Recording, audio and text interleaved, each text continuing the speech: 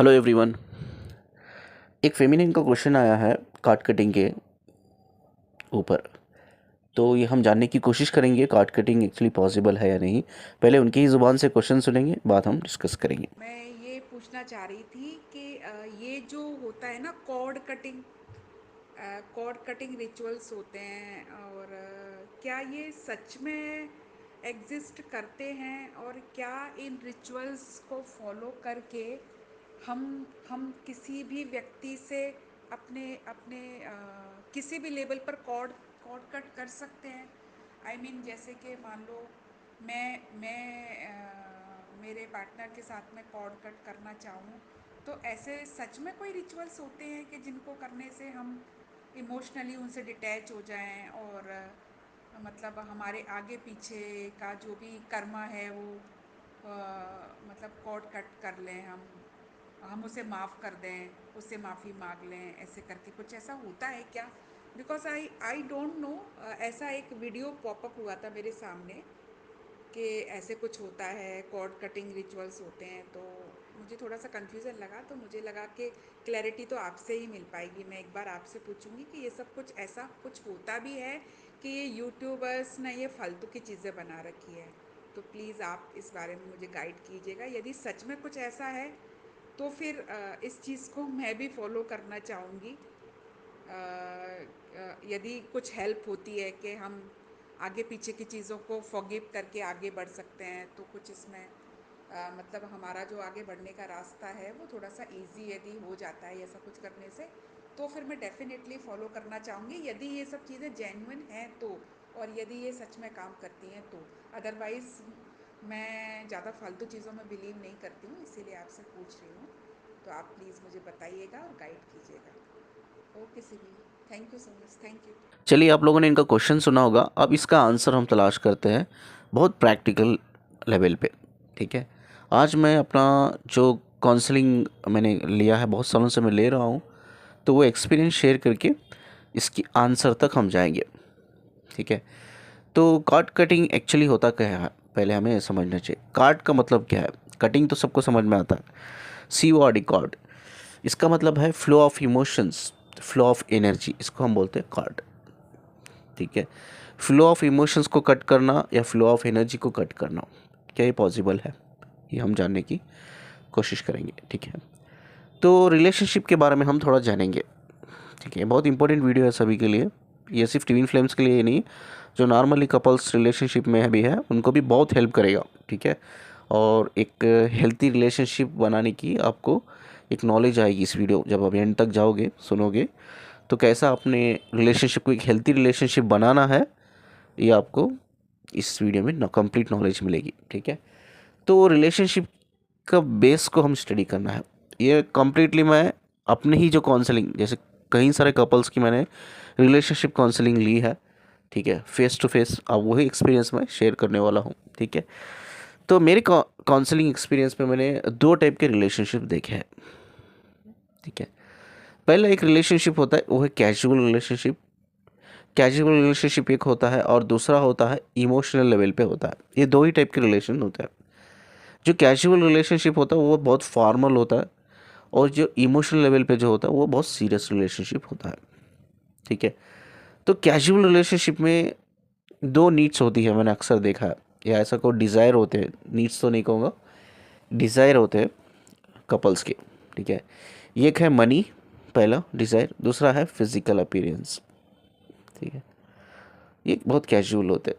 Casual का मतलब ये है कि उनके दिमाग में पहले ही ये होता है कि ब्रेकअप होगा हमारा आगे जाकर। ठीक है। जैसे कॉलेज की लड़कियां हैंग आउट करती है ना, आजकल कॉलेज के लड़के हैंग आउट करते हैं, तो हम कहीं भी रैंडम इंसान से मिलते हैं भाई, कहीं भी नाइट क्लब जाते हैं, या ऐसे कई सारे हैं मतलब तरीक़े हैं जो हम कनेक्ट कर पाते हैं। ठीक है।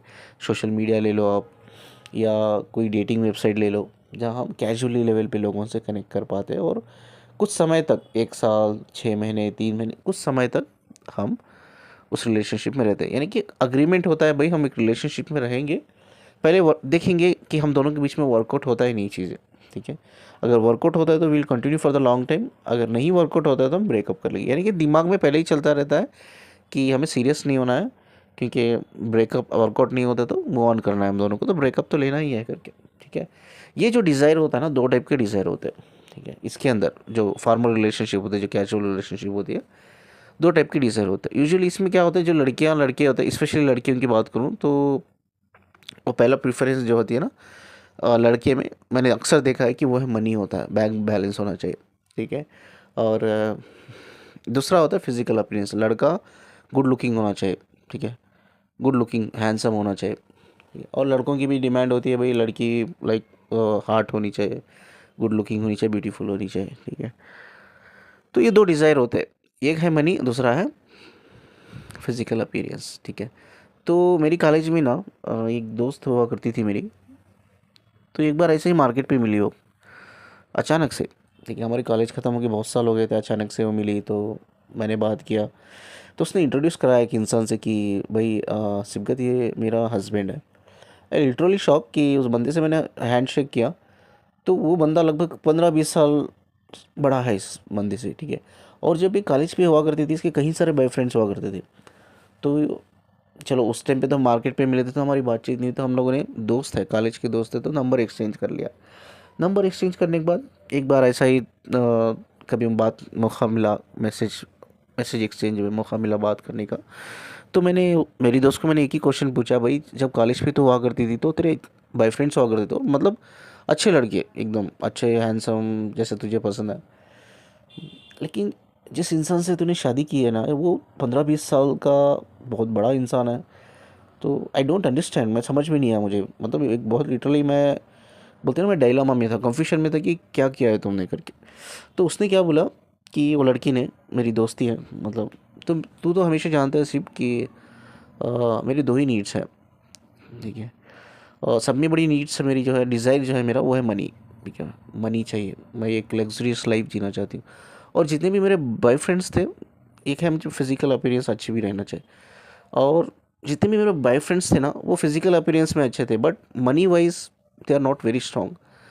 ठीक है, मेरा हस्बैंड फिजिकल वाइज उतना स्ट्रॉन्ग अच्छा नहीं है but money wise is very strong. Monthly उसकी इनकम मैं अगर बता दूँ तो मैं अप्रॉक्सीमेटली 10 लाख से भी ज़्यादा है मंथली इनकम बंदे की। ठीक है, और लग्जरियस लाइफ मुझे मिल रही है बंदे से। ठीक है, तो उसकी दो डिज़ायर्स है। मैंने बोला कि यार फिज़िकल अपीयरेंस तुझे अच्छा होना चाहिए लड़कों का, और एक तो पैसा। तो उसने मुझे बोला कि यार देख मैं सीरियस नहीं अपने मैरिज को लेकर, अपने हस्बैंड को लेकर मैं सीरियस तो नहीं हूँ, बट मैं कैजुअल थी पहले भी और शादी के बाद भी मैं कैजुअल ही हूँ उनसे। ठीक है, बट मेरी डिज़ायर पूरी होती है, वो है पैसा। ठीक है, और पहले ही जो मेरे फिजिकल अपीयरेंस अच्छे होने चाहिए थे तो वो तो मुझे पहले ही वो डिज़ायर पूरी हो गई जब मैं बॉयफ्रेंड्स थे मेरे। तो ये एक टाइप के लोग होते हैं। ठीक है, इसमें लड़कियां भी होती है और लड़के भी होते हैं, मैक्सिमम लड़कियां होती है। लड़के मैक्सिमम लड़कियों लड़कों का साइकोलॉजी जो होता है ना रिलेशनशिप में, मैंने देखा है कि मैक्सिमम 90% लड़के ये बिल्कुल भी पसंद नहीं है उनको कि भाई लड़कियां उनके ऊपर पैसा खर्चा करें।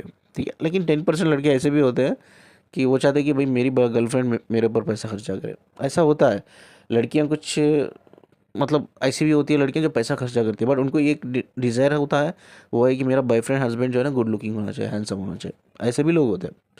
ये एक पार्ट है रिलेशनशिप का, और इसमें ब्रेकअप नॉर्मली होते हैं, बहुत ज़्यादा होते हैं। उसमें प्रॉब्लम नहीं होती, लोग मूव ऑन जल्दी कर लेते हैं क्योंकि वो पहले से दिमाग में रहता है कि यार अगर चीज़ें वर्कआउट करती है तो we going to move forward, otherwise हम ब्रेकअप करते हैं। दूसरा रिलेशनशिप होता है वो है इमोशनल कनेक्शन, या ऐसा कोई सीरियस रिलेशनशिप। इसमें भी ब्रेकअप होते हैं। भाई इसमें क्यों ब्रेकअप होते हैं, मैं आपको बहुत इंपॉर्टेंट चीज़ बताने वाला हूँ कि ब्रेकअप्स क्यों होते हैं। इतना सीरियस होने के बाद, इतना इमोशनली कनेक्टेड होने के बाद ब्रेकअप क्यों होता है। मैक्सिमम परसेंटेज मैंने देखा है ब्रेकअप्स क्यों होते हैं ये सीरियस रिलेशनशिप, इमोशनल रिलेशनशिप में, क्योंकि जो पार्टनर्स होते हैं इसमें, जो इमोशनल कनेक्शन में, वो बहुत एक दूसरे को लेकर पोसेस्ड होते हैं, बहुत पोसेस्ड होते हैं और ऑब्सेस्ड होते हैं। ठीक है, तो एक बार मेरा काउंसलिंग कॉल आया था रिलेशनशिप के लिए, हम काउंसलिंग कॉल ले रहे थे, फेस टू फेस था कॉल। तो लड़का बोल रहा था कि लड़की बोल रही थी कि मेरे कॉल नहीं उठाती है। ठीक है, हम 10 साल से वो रिलेशनशिप में, एंड 10 साल से रिलेशनशिप में रहने के बाद प्रॉब्लम होने लगी उनको। तो लड़की बोल रही है मेरे कॉल नहीं उठाती है, मैं 3 बार 4 बार करती हूँ। और लड़का क्या बोलता है कि सर मैं कैसे कॉल उठाऊँ, जब ये मुझे कॉल करती है ना तो अक्सर मैं मीटिंग में रहता हूँ, मीटिंग में जब रहता हूँ तो मैं कॉल पिकअप नहीं कर सकता, और बाद में इससे बात करता हूँ मैं आकर, तो मैं पूछता हूँ कि यार तूने क्यों किया, 5-6 बार तूने कॉल किया कंटिन्यूसली, तो ये मुझ पे भड़क जाती है, बोलती है मुझे पता है तुम मीटिंग में कुछ नहीं थे, तुम किसी और लड़की के साथ एंगेज थी, ठीक है। और लड़की भी कंप्लेंट करती है कि ये भी ऐसे ही है, ये जो मेरा पार्टनर है ये भी ऐसा है, अगर मैं रात को 1 बजे 2 बजे ऑनलाइन रहती हूँ तो ये मुझे डाउट करते हैं, गुमान करते हैं कि 1-2 बजे ऑनलाइन क्या कर रही थी तुम, मैं तुम्हारा स्टेटस चेक कर रहा था व्हाट्सअप पे, तुम्हारा नंबर बिजी आ रहा था, तुम किससे बात कर रही थी, मेरा फ़ोन चेक करते। मतलब इसमें क्या होता है, एक बार मेरी ही ऑफिस में ऐसे ही हम टीम वोटिंग थी, तो सबको एक ड्रेस कोड दिया गया, लड़कियों को भी लड़कों को भी टीम वोटिंग का एक ड्रेस कोड होना चाहिए। तो ऐसे ही एक पर्टिकुलर कलर होना चाहिए, ड्रेस कोड का एक कलर होना चाहिए। तो एक लड़की ने आके डायरेक्टली बोला कि सर मैं वो जो ड्रेस कोड का जो कलर है वो कलर का ड्रेस तो मैं पहन नहीं सकती। तो हमने पूछा कि क्या हुआ, रीज़न क्या है, तो नहीं मेरा बॉयफ्रेंड अलो नहीं करता।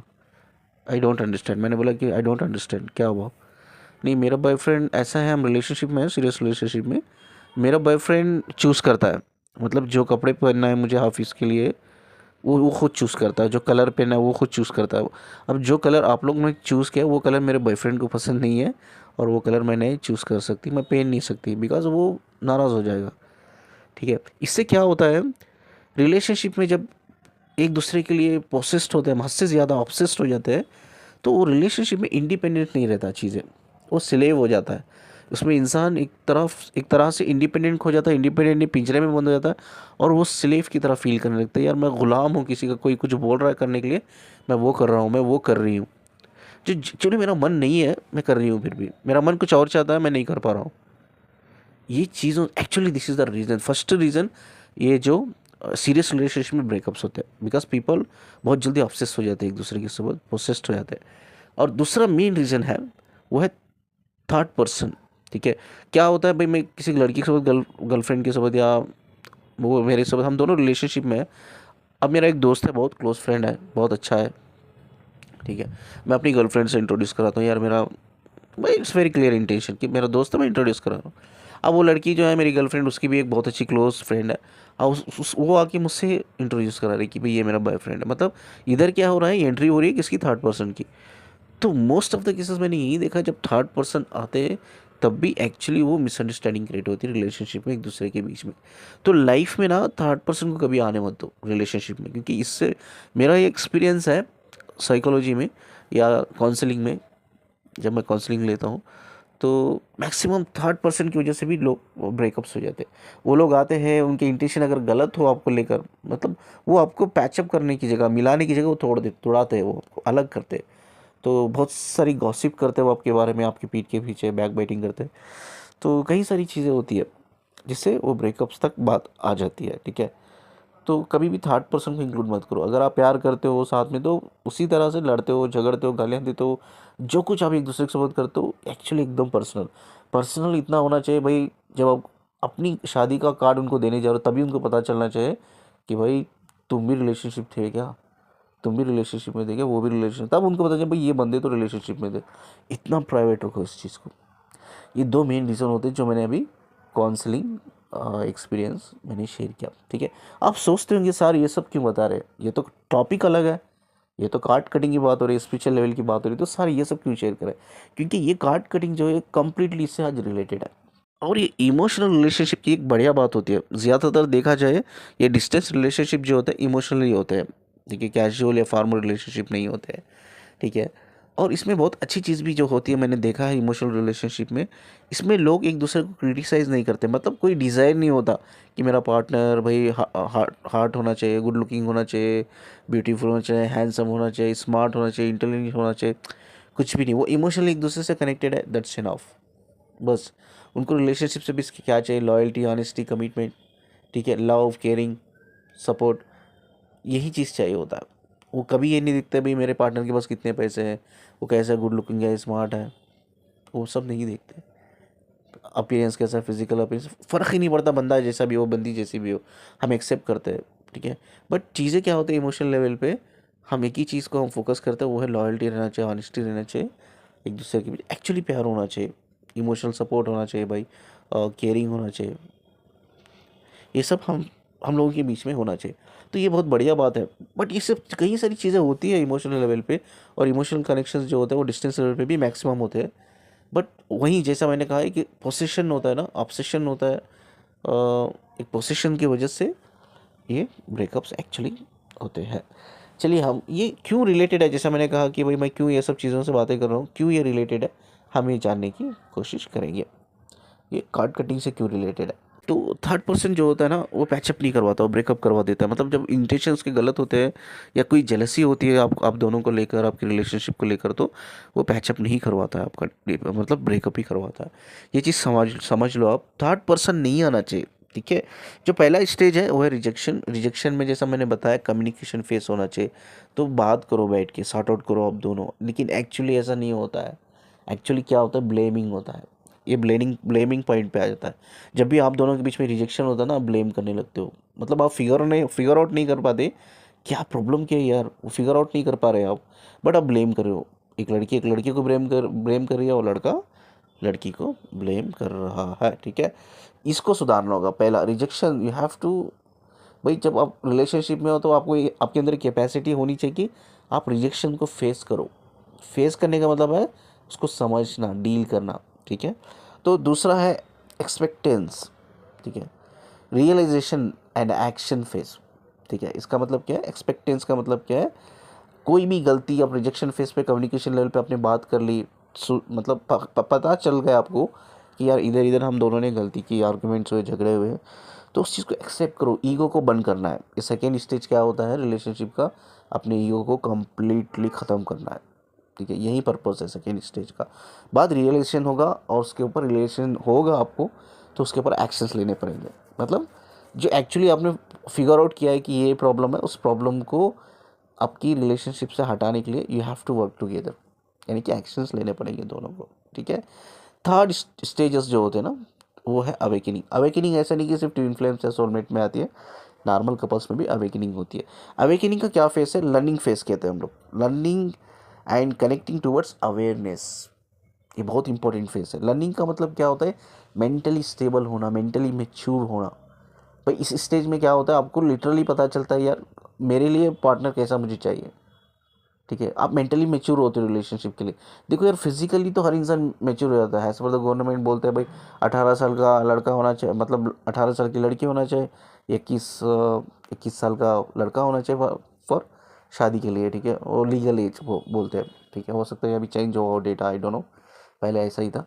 तो फिजिकली हर इंसान तो मेच्योर हो ही जाता है as per the time, but mental mature होने के लिए कोई टाइम नहीं होता। ऐसा नहीं कि भाई ये 25 ईयर्स में हो जाएगा, 15 ईयर्स में हो जाएगा, 30 ईयर्स में हो जाएगा या हो जाएगी, कभी होता नहीं, पॉसिबल ही नहीं है। तब तक आप इस चीज़ पे काम नहीं करते। यानी कि जिसको हम बोलते हैं अवेकनिंग फेस, अवेकनिंग स्टेजेस, उसमें जो फेस होता है वो है मेंटली लर्न करना। ठीक है, अवेयरनेस, अवेयरनेस मतलब अपने पार्टनर को लेकर, अपने आप को लेकर, फर्स्ट अपने आप को लेकर अवेयरनेस होनी चाहिए। जब भी if you are very sure about it कि यार मुझे कैसा पार्टनर चाहिए, तो इनफैक्ट आप उसी तरह से आप मैनिफेस्ट करोगे, उसी तरह से आप इमेजिन करोगे, उसी तरह के आपके वाइब्रेशंस होंगे, फ्रीक्वेंसी होगी, उसी तरह के लोग आपसे कनेक्ट होंगे। यानी कि मेंटली अपने आप को ग्रो करना, इसका अवेकनिंग। समझ लो ना, मेंटली ग्रो करना है आपको, इसका अवेकनिंग। चीज़ों को समझना, सोचना एक अलग लेवल पे, एक अलग लेवल पे। ठीक है, ब्लेमिंग पॉइंट से बाहर आना। ठीक है, उसको बोलते हैं अवेकनिंग। ये अवेकनिंग का थर्ड स्टेज होता है। और फोर्थ स्टेज होता है स्टेबलनेस, ये फाइनल स्टेज होता है। स्टेबलनेस का मतलब क्या, बैलेंस और एनलाइटेड होना, एनलाइटन होना ऐसा कह सकते हो आप। ठीक है, तो इसमें क्या होता है, थर्ड स्टेज में आप मेंटली मेच्योर हो जाते हो, तो जब आप फोर्थ स्टेज में आते हो तो आप एक ऐसी पोजीशन में रहते हो, यू नो कि आपको कैसा पार्टनर चाहिए, यू नो कि आपको रिलेशनशिप इश्यूज से कैसा डील करना है, कैसा उसको बैलेंस करना है। इसमें क्या होता है, स्टेबल हो जाते हो, कंप्लीटली स्टेबल हो जाते हो। तो इसमें भी क्या होता है मैं आपको बताता हूँ कि अब ये तो नॉर्मल चीज़ों के बारे में बात हो रही है, अभी ट्विन फ्लेम रिलेशनशिप के रिलेटेड हम बात करेंगे। अब ट्विन फ्लेम रिलेशनशिप में पता है बहुत से लोग कहाँ फंसे हुए, आपको पता है, पहले स्टेज में ही फंसे हुए। भाई ट्विन फ्लेम्स मिलते हैं, मिलने के बाद उनके बीच में ब्रेक होता है, और कई सारे स्टूपिड चैनल्स में आपको ये बोल देते हैं, तो ये तो जर्नी का एक साइन है।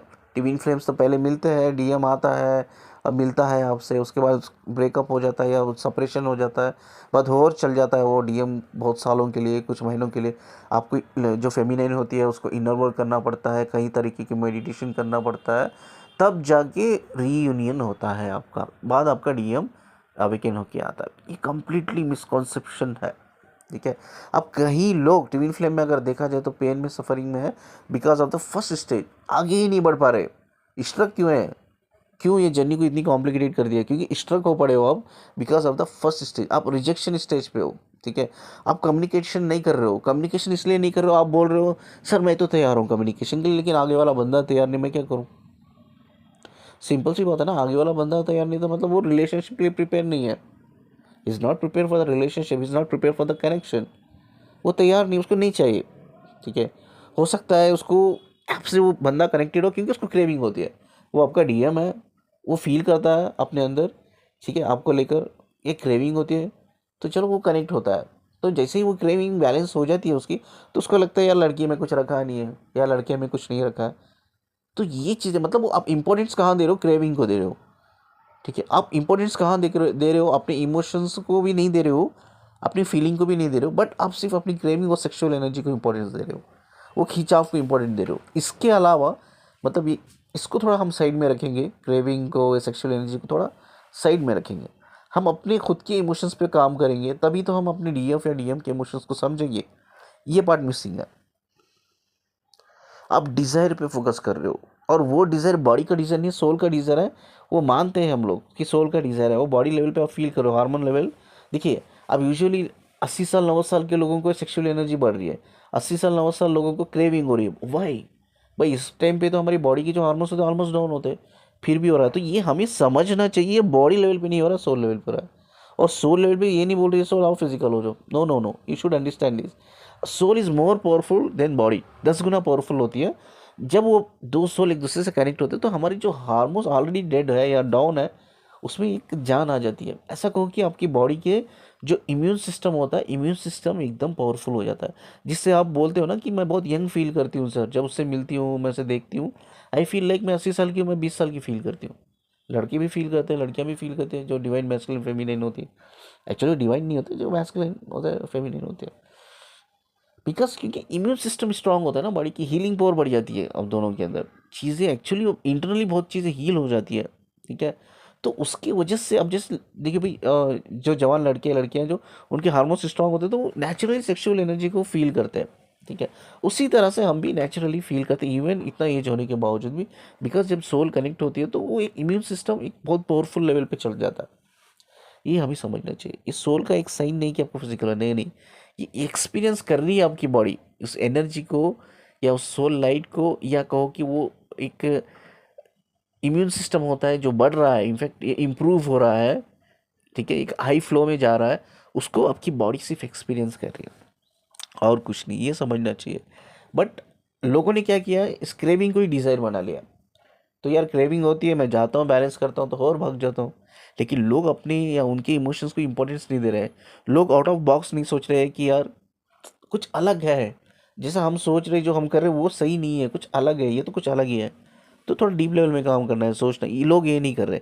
तो इसीलिए maximum twin flames rejection face में ही फंसे हुए, स्पेशली जो मूव ऑन नहीं कर पा रहे, जो फेमिनेंस। अब मैस्कुलिन तो छोड़ो, उसको जब क्रेविंग होती है वो आता है, वो बैलेंस करके चल जाता है, सिंपल सी बात है। मैंने जैसा कहा कि एक वीडियो में, तो you have to think about it कि आपका रिलेशनशिप लेवल किस स्टेज पे है, किस लेवल पे है, क्या वो प्रायोरिटी लेवल पे है या ऑप्शनल लेवल पे। अगर ऑप्शनल लेवल पे है तो आपको मूव ऑन कर लेना चाहिए जल्दी। ठीक है। उधर सेल्फ रिस्पेक्ट की बात आती है, आप उधर सेल्फ रिस्पेक्ट है ही नहीं, तो आप ये क्या कहते हैं, सेल्फ इन्फ्योरिटी में आता हो। सेल्फ इन्फ्योरिटी का मतलब क्या है, एक वीडियो भी मैंने बनाया था कि you lose your own value, you lose your own respect. आप खुद अपने बारे में नेगेटिव सोचने लग जाओगे, नेगेटिव बोलने लग जाओगे, नेगेटिव करने लग जाओ, जिससे क्या होता है, आपका सेल्फ कॉन्फिडेंट और सेल्फ एस्टीम की धज्जियाँ उड़ जाती है। लाइफ में आप कुछ नहीं कर पाओगे, ना पर्सनल लाइफ में कुछ कर पाओगे, ना प्रोफेशनल लाइफ में कुछ कर पाओगे, एवरीथिंग इज़ फिनिश। तो आपका लेवल चेक करो, रिलेशनशिप का लेवल क्या है। आप प्रायोरिटी में है तो मूव ऑन करो उनके साथ। भाई आप एक ऑप्शनल लेवल में है तो जल्दी मतलब मूव ऑन करो, अकेले इंडिविजुअली मूव ऑन करो। आपको काम करना बहुत ज़रूरी, ये नहीं कर रहे लोग, ये रिजेक्शन फेस में ही फंसे हुए। इसीलिए एक्चुअली मैक्सिमम जो फेमिनेंस है वो पेन में, सफरिंग में, बिकॉज ऑफ दिस रीज़न, क्योंकि वो रिजेक्शंस को डील ही नहीं कर पा रहे। क्योंकि सेकेंड स्टेज क्या है, देखिए, एक्सेप्टेंस। एक्सेप्टेंस कब आता है, जब उस चीज़ को आप अंडरस्टैंड करोगे, रिजेक्शन को, तो तभी तो एक्सेप्टेंस आता है। वो नहीं हो रहा है। मैक्सिमम पहले ही ट्विन फ्लेम जर्नी में पहले स्टेज में फंसे हुए हैं। सेकेंड स्टेज में जो लोग आएंगे, रियलाइज करेंगे, एक्शन करेंगे, तभी उनकी थर्ड स्टेज में अवेकनिंग होगी, तब उनकी अवेकनिंग होगी। तब फोर्थ स्टेज में वो जाएंगे, वो है स्टेबलनेस, यानी कि सोल मोक्ष, सोल मोक्ष, कंप्लीट बैलेंस, एनलाइटमेंट। ये एक्चुअली 4 पॉइंट्स बहुत इंपॉर्टेंट पॉइंट्स है, सारी जर्नी को समझा देते हैं कि ये जर्नी है क्या। लेकिन लोग कहाँ फंसे हुए हैं? पहले ही चीज़ में, पहले ही स्टेज में फंसे हुए हैं। चलिए अब क्वेश्चन का आंसर ढूंढते हैं। ये तो एक्सप्लेनेशन आपको सिर्फ आंसर को तक पहुंचने के लिए एक्सप्लेनेशन था, अभी एक्चुअली हम क्वेश्चन का आंसर ढूंढते हैं। ट्विन फ्लेम्स का कनेक्शन जो होता है सोल लेवल पे होता है, ठीक है। और जो इमोशनल कनेक्शन होता है, जो जनरल मतलब फॉर्मल रिलेशनशिप होता है, ये कैजुअल होता है, उसकी बात हम नहीं करेंगे, वो छोड़ दो, अलग लेवल का ही होता है। जो इमोशनल कनेक्शन होता है वो सिर्फ इमोशनल लेवल पे होता है, यानी कि एनर्जी लेवल पे, स्पिरिट लेवल पे, ठीक है। और जो ट्विन फ्लेम कनेक्शन जो होता है वो होता है सोल लेवल पे कनेक्शन होता है। और सोल और स्पिरिट दोनों अलग अलग। स्पिरिट मतलब इमोशंस भी बोल सकते हो आप, या उसको फ्लो ऑफ एनर्जी, यानी कि फ्लो ऑफ इमोशंस और फ्लो ऑफ एनर्जी, जिसको हम कार्ड बोलते हैं, CORD, कार्ड। उसका मतलब है फ्लो ऑफ इमोशंस और फ्लो ऑफ एनर्जी, यानी कि स्पिरिट। अब जो है सोल कनेक्शन जो होता है, यानी कि ट्विन फ्लेम बोलते हैं हम लोग, ठीक है। तो सोल लेवल पे होता है, और सोल का एक पर्टिकुलर ऑरा होता है। What is aura? ऑरा एक नेचुरल प्रोटेक्शन होता है जो सोल डिवाइन लाइट को नेगेटिव एंटिटी से प्रोटेक्ट करता है। ये सभी का होता है, ठीक है। वो ऑरा ओपन ही नहीं होता। ये ऑरा कब ओपन होता है? उसके 2 मेन एक्चुअली रीज़न होता है। पहला रीज़न, आपकी जब स्पिरिचुअल मास्टर या एंजल कनेक्ट कर पाते हैं या कनेक्ट करना चाहते हैं, तब ये ऑरा ओपन होता है, ठीक है। अलो करता है दूसरी सोल को एक दूसरे से मर्ज करने के लिए, ठीक है। पहला पहला रीज़न ये हो गया। दूसरा रीज़न कब ये ऑरा ओपन होता है? जब कोई सोल से आपका डीप लेवल पे कनेक्शन हो या हाई इंटेंसिटी लेवल पे आप कनेक्शन हो, ठीक है। जो आपका है काउंटर पार्ट, चाहे DM या DF बोलो, वो है। या कोई भी इंसान से आपका ऑलरेडी कनेक्टेड है, आपकी सोल पहचानती है एक स्पिरिचुअल डायमेंशन से, वो भी एक पॉसिबिलिटी है कि ऑरा ओपन होता है।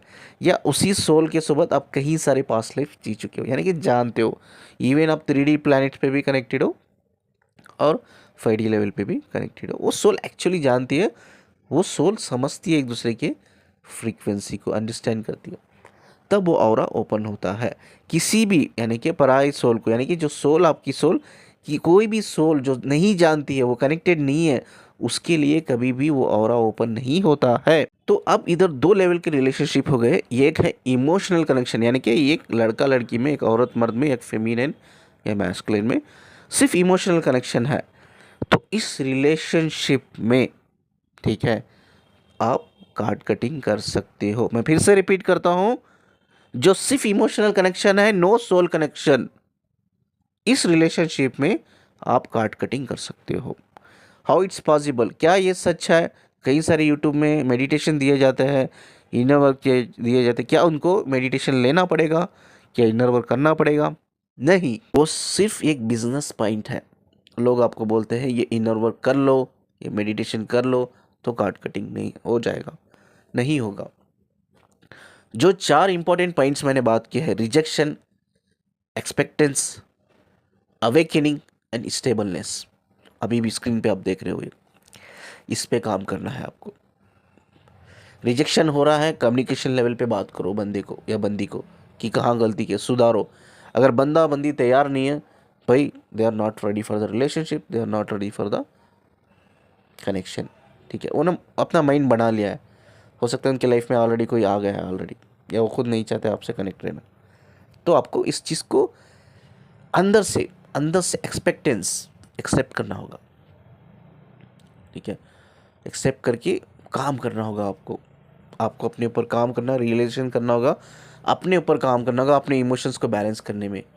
उस जो एक इमोशनल लेवल पे हो सकता है आपका, भाई आप मुझे बोल सकते हो सर हमारा तो रिलेशनशिप 5 साल 10 साल से चल रहा है, बट स्टिल हमारा ब्रेकअप हुआ है। देखा है मैंने, मेरे काउंसलिंग करियर में मैंने देखा है, लोग 5 साल 10 साल रिलेशनशिप में ब्रेकअप कर लेते हैं बड़ी आसानी से, छोटे छोटे रीज़न, सिली रीज़न से, ठीक है। अपने माइंड को वो बना लेते कि नहीं नहीं इससे तो डिस्कनेक्ट होना है, ठीक है। तो वो लोग फ्रॉड नहीं होते एक्चुअली, बेचारे वो लोग फ्रॉड नहीं होते। तो वो क्या होता है पता है, जब इमोशनली हम किसी इंसान से कनेक्ट कर पाते हैं ना, या कनेक्ट होते हैं, उस इंसान को हम ज़्यादा अपनी लाइफ में इतनी इंपॉर्टेंस देते हैं। तो मतलब हम चाहते हैं कि यार जिस तरह से वो इंसान है ना, जिससे मैं इमोशनली कनेक्टेड हूँ, मैं चाहता हूँ कि यार वो, मैं आज उस लड़की से मैं इमोशनली कनेक्टेड हूँ, तो मैं चाहता हूँ कि वो उसी तरह से रहे जैसा मैं चाहता हूँ। वो उसी तरह से, मैं जो जिस लोगों को बोलूँगा बात करने के लिए उसी लोगों से वो बात करे, जो टाइप के कपड़े मैं पहनने के लिए बोलूँगा वही टाइप के कपड़े पहनने। ठीक है, जिस जिस तरह से वो मुझे प्यार करना मतलब जैसा मैं चाहता हूँ कि वो मुझसे प्यार करे, वैसा ही मुझसे प्यार करे वो। मतलब आप इनफैक्ट इंसान को इंसान नहीं समझते हो, आप ये सोचते हो कि वो रोबोट है। ठीक है, वो आप कमांड दोगे और वो फॉलो करेगी। ये लड़कियां में भी होता है, लड़कों में भी होता है। इसको बोलते हैं हम ऑब्सेशन, एंड इसको बोलते हैं पोसेशन, ऑब्सेशंस। मतलब हम उसको इंसान की तरह नहीं देखते, रोबोट की तरह देखते हैं।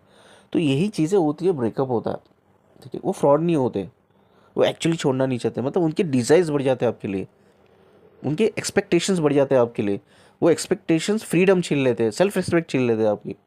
मतलब आपको लिटरली आपको फील होने लगता है आप पिंजरे में हो, आप स्लेव हो। तो यही एक्चुअली मेन रीजंस होता है, तो आपका ब्रेकअप होता है। चाहे वो सोल लेवल का रिलेशन हो, चाहे वो इमोशनल लेवल का हो, तो हर इंसान को इंसान की तरह देखो। ठीक है भाई, वो इंसान है, आप एक इंसान हो। आप जैसा चाहते हो वो ऐसा नहीं बन सकती, वो शी इज़ डिफरेंट। मैं अलग हूँ, वो अलग है। मैं जैसा चाहता हूँ वो मेरी तरह नहीं बन सकती। मैं जो बोलूँगा वो वैसा नहीं कर सकती, बिकॉज शी इज़ डिफरेंट यार। मैं डिफरेंट हूँ। हम एक दूसरे की डिफरेंस को इम्परफेक्शन बोलते हैं ना हम लोग। Relationship is not a perfect, is imperfect, इसको ही बोलते हैं, क्योंकि कपल्स इम्परफेक्ट है। ऊपर वाले ने इंसान को ही इम्परफेक्ट बनाया, हर इंसान को अलग बनाया, यूनिक बनाया। जो हम दोनों के बीच में जो इम्परफेक्ट चीज़ है उसको एक्सेप्ट करो और उससे प्यार करने लगो, उससे प्यार करने लगो। The relationship will be the best, one of the best relationship, चाहे वो नॉर्मल हो या सोल लेवल पे। हम वो नहीं करते, हम चाहते हैं कि जो हम हमें चाहिए वो वैसा ही दे, वही वही, मतलब वही सारी चीज़ें मिले जो हम इमेजिन करते हैं, सोचते हैं कि हमारे पार्टनर से वही चीज़ मिले। That's not actually possible. ये मेन रीज़न होता है ब्रेकअप्स होने का, इवन 5 साल 10 साल होने के बावजूद।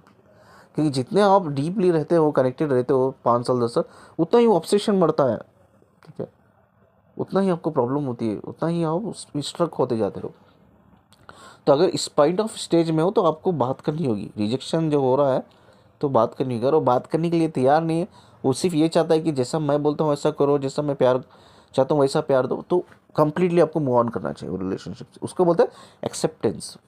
ठीक है, उसके बाद अवेकनिंग, ग्रो करना है आपको, इंडिविजुअली ग्रो करना है आपको। ये दिमाग लगाना है यार मेरा मतलब कैसा पार्टनर चाहिए मुझे, उसके बाद आप स्टेबल होते हो। लेकिन लोग वो रिजेक्शन को एक्सेप्ट नहीं कर पा रहे, उसको डील ही नहीं कर पा रहे, बस पेन में सफरिंग से ही बाहर नहीं निकल पा रहे। वो साइकिल, वो ब्लेमिंग साइकिल में ही आप पॉइंट में ही फंसे हुए, ब्लेमिंग साइकिल में ही फंसे हुए। तो दिस इज़ द रीज़न। चलिए, वीडियो बहुत लंबा चला है तो मैं इधर एंड करता हूँ कि आंसर है कि जो इमोशनल कनेक्शंस होते हैं वो ये 4 इंपॉर्टेंट पॉइंट्स पे काम करके मतलब उसको कटिंग कर सकते हो। इसके लिए कोई मेडिटेशन इनर वर्क नहीं है, ओनली द इंपॉर्टेंट पॉइंट्स मैं फिर से रिपीट करता हूँ। Emotional connection, not soul connection, तो आप कटिंग पॉसिबल है, लेकिन सोल कनेक्शन में नहीं होता है। सोल कनेक्शन में आप कुछ भी नहीं करते। हम बोलते हैं ना अवेकनिंग करो, अवेकनिंग करो। अवेकनिंग 3D लेवल पे होता है, 5D लेवल पे नहीं होता। भाई आपकी सोल ऑलरेडी यूनाइटेड है भाई, कनेक्टेड है, मर्ज है। तो आप क्या कर रहे हो अपनी सोल के लिए? कुछ नहीं कर रहे हो भाई। सोल अकॉर्डिंगली डिवाइन टाइम को काम कर रही है अपना। आप वो छोड़ दो, आप सोल के लिए कुछ नहीं कर सकते। सोल आपसे, आपकी बॉडी में से कुछ एक्सपेक्ट भी नहीं करती कि ये करो वो करो। एक्सपेक्टेशंस नहीं होती है सोल की आपसे, वो अकॉर्डिंगली डिवाइन टाइम से चल रही है, चलेगी। लेकिन हम बोलते हैं अवेकनिंग करो, अवेकनिंग करो, काम करो, लर्न करो। ये सब सारी चीज़ें माइंड बॉडी स्पिरिट लेवल पे होती है, 3D लेवल पे होती है। तो यहाँ काम करना है। ठीक है, जब आपका ऑरा अलो ही नहीं करता, मतलब आपकी सोल ने डिसाइड कर लिया हम दोनों को कनेक्टेड रहना इवन आफ्टर लाइफ, इस 3D प्लानट में भी, आफ्टर लाइफ भी, तो क्या आप में हिम्मत है कि आप मतलब कार्ड कटिंग करके आप डिस्कनेक्ट कर सकते हो? ऑरा अलो ही नहीं करता। अब ऑरा ओपन हुआ तो ही ना आप सोल से ये करोगे, कार्ड, वो जो होते हैं कार्ड कटिंग कर सकते हो। ऑरा ओपन ही नहीं होता फर्स्ट ऑफ ऑल। ठीक है, अब जो ऑरा ओपन होता है DMDF के लिए होता है, लेकिन DMDF तो ऑलरेडी डिसाइड कर लिया कि हमें अलग ही नहीं होना है। भाई ऑरा ओपन होता है तो आपके स्पिरिचुअल एंजल्स पार्टनर्स के लिए, तो वो तो हीलिंग के लिए आते हैं, सपोर्ट के लिए आते हैं। गाइड करने के लिए आते, तो मतलब वो तो ऑलरेडी कनेक्टेड लेवल पे है ही, मतलब वो चाहते भी नहीं डिस्कनेक्ट हो। जब खुद सोल खुद नहीं चाहती डिस्कनेक्टेड हो, तो क्या आप ज़बरदस्ती कर सकते हो? How it's possible? ये जो 4 पॉइंट्स इंपॉर्टेंट पॉइंट्स मैंने बताया, वो पॉइंट्स भी आप फॉलो कर लोगे, अगर आप रियल ट्विन फ्लेम हो, सोल कनेक्शन, आपका कनेक्शन सोल लेवल पे है, तो ये 4 पॉइंट्स भी आप फॉलो कर लोगे, तो आप डिस्कनेक्ट नहीं कर पाओगे, कार्ड कटिंग नहीं कर पाओगे। ये 4 पॉइंट्स सिर्फ मैंने उन लोगों के लिए बोला है जो एक्चुअली इमोशनल रिलेशनशिप में है और उनके बीच में कोई भी सोल कनेक्शन नहीं है। ऐसे कहीं मेरे काउंसलिंग में लेता हूँ, मैंने कहा ना मेरे 7-10 कॉल में लगभग 6 से 7 कॉल ट्विन फ्लेम्स नहीं होता। मैं उनको यही बोलता हूँ कि ट्विन फ्लेम का कनेक्शन नहीं है, सोल कनेक्शन नहीं है, सिर्फ इमोशनल कनेक्शन है। और कई सारे लोग, आई एम ओपन चैलेंज है मेरा, कई सारे लोग सिर्फ इमोशनल कनेक्शन में है और वो ये क्लाइम कर रहे हैं कि हम ट्विन फ्लेम्स हैं। We are actually twin flame. No no no, आप सिर्फ इमोशनल कनेक्शन में हो, क्योंकि इमोशनल कनेक्शन में और ट्विन फ्लेम कनेक्शन में ये इसमें ज़्यादा डिफरेंस नहीं होता। ये बहुत बारीकी से हमें समझना होगा, ज़्यादा डिफरेंस नहीं होता। जो आप बोलते हो ना, क्रेविंग हो रही है, इंटेंसिटी हो रही है, ये सब चीज़ें जैसा सोल लेवल पे होता है वो इमोशनल कनेक्शन में भी होती है। आप समझा करो, ऐसा नहीं कि ये सोल लेवल पे ही होता है, इमोशनल कनेक्शन पे नहीं होता। किसी इंसान से आप सच में इमोशनली हाईली कनेक्टेड हो, जो सोल लेवल पे होता है ना, वो कई सारी चीज़ें आप इमोशनल लेवल पे फील करते हो और आप क्लाइम कर लेते हो कि यार yes we are in twin flame. उसमें आप लोगों की भी गलती नहीं होती। उसमें क्या होता है भाई, आप कई सारे फालतू के यूट्यूब चैनल पड़े हुए, उनके पास जाते हो, काउंसलिंग करवाते हो, एनर्जी रीड करवाते हो, तो वो तो आपकी 5 मिनट 10 मिनट स्टोरी सुन के ही बोल देते हैं यस आप ट्विन फ्लेम में हो। आप उनको ब्लाइंडली फॉलो कर लेते हो, ट्रस्ट कर लेते हो और काम करने लगते हो। मतलब आप अंदर ही अंदर अपने आप को ये बोलते रहते हो कि yes I am twin flame, I am twin flame, I am twin flame. आप यानी कि अपने आप को, एक्चुअली आप ट्विन फ्लेम नहीं हो, लेकिन अपनी बॉडी माइंड स्पिरिट को उस तरह से प्रिपेयर कर रहे हो जिस तरह से एक ट्विन फ्लेम्स के अंदर जो एनर्जी फ्लो होता है, इमोशंस होते हैं, उसी तरह की इमोशंस एनर्जी फ्लो आपके अंदर भी होती है। वो उसको प्रिपेयर करते हो आप इंडिविजुअली, आप खुद प्रिपेयर करते हो अपने बॉडी माइंड लेवल पे, स्पिरिट लेवल पे, एनर्जी लेवल पे आप खुद प्रिपेयर करते हो, आप क्लाइम करते हो उस एनर्जी को। क्लाइम करते करते आपका माइंड उस झूठ को एक्सेप्ट कर लेता है और उसके बाद आपकी बॉडी माइंड, आपका एनर्जी फ्लो उसी तरह से काम करता है जो एक्चुअली एक डिवाइन पर्सन में काम करते हैं। और कोई भी इंसान आपको ये बोलता है no you are not in twin flame, जिनी you are not in twin flame, तो उस चीज़ को एक्सेप्ट करना मुश्किल होता है आपको। कुछ हद तक उसकी बातें मान लेते हो आप, और थोड़ी दिन बाद या थोड़े वक्त बाद या कल ही क्या होता है, आपका दिमाग नहीं बोलता नहीं नहीं यार जो भी हो, no no I don't believe it, मैं ट्विन फ्लेम में हूँ, no I am twin flame. क्योंकि आपका दिमाग उस सच को एक्सेप्ट नहीं कर पाता, क्योंकि आपने झूठ को सच बना लिया है। आपके दिमाग को गाइड कर करके आपने उस झूठ को सच बना लिया है। अब सच को आपका दिमाग, जो सच है एक्चुअली, उसको एक्सेप्ट नहीं कर पा रहा, क्योंकि आपने ऑलरेडी झूठ को सच बना लिया। यही चीज़ है, बहुत से लोग रिजेक्शन स्टेज में फंसे हुए हैं। बहुत से लोग खुद इस एनर्जी को क्लाइम करके, जो एक्चुअली ट्विन फ्लेम नहीं है, तो क्लाइम करके सिर्फ ट्विन फ्लेम बने बैठे हुए हैं। ठीक है, चलिए इस वीडियो को एंड करता हूँ। आई होप कि ये वीडियो बहुत इंपॉर्टेंट था, सबके लिए बहुत इंपॉर्टेंट है। आप लोगों को समझ में आ गया होगा कि कार्ड कटिंग कहाँ पे हो सकती है और क्या वो 4 इंपॉर्टेंट पॉइंट्स हैं जिस पे हम काम करके कार्ड कटिंग कर सकते हैं। इसका कोई मेडिटेशन नहीं है, कोई इनर वर्क नहीं है, पैसे बर्बाद मत कीजिए। ठीक है, ये सिर्फ इमोशनल कनेक्शन लेवल पे ही हो सकता है, सोल लेवल पे 200% होता नहीं है, क्योंकि सोल का ऑरा होता है, उस सोल का ऑरा एक्चुअली ओपन नहीं होता है। और जिन लोगों के लिए ओपन होता है, जो आपके डीएम डीएफ या आपके जो एंजल्स होते हैं, स्पिरिचुअल मास्टर होते हैं, वो ऑलरेडी कनेक्टेड होते हैं और वो आपकी सोल खुद नहीं चाहती उनसे डिस्कनेक्ट होने के लिए, तो पॉसिबल ही नहीं है। ठीक है, तो अगर इमोशनल कनेक्शन पे है तो जो 4 इंपॉर्टेंट पॉइंट्स मैंने बताया उस पर काम कीजिए, तो आप इससे डिस्कार्ड, मतलब जो कार्ड कटिंग कर सकते हो इमोशनल लेवल पे। चलिए, इसकी रिगार्डिंग कुछ हो तो आप कमेंट्स में पूछ सकते हो। अगर वैल्यूबल आंसर क्वेश्चन है आपका तो मैं आंसर करूँगा, और नंबर है स्क्रीन पे मेरा, काउंसलिंग के लिए आप कांटेक्ट कर सकते हो। जैसे मैं हमेशा कहता हूँ कि यार वीडियो को लाइक भी कीजिए और शेयर ज़्यादा कीजिए। ठीक है, मेरे चैनल को सब्सक्राइब कीजिए, मोर इम्पोर्टेंट वो है। ठीक है, और मुझे सुनने के लिए और मुझसे कनेक्टेड रहने के लिए शुक्रिया जी।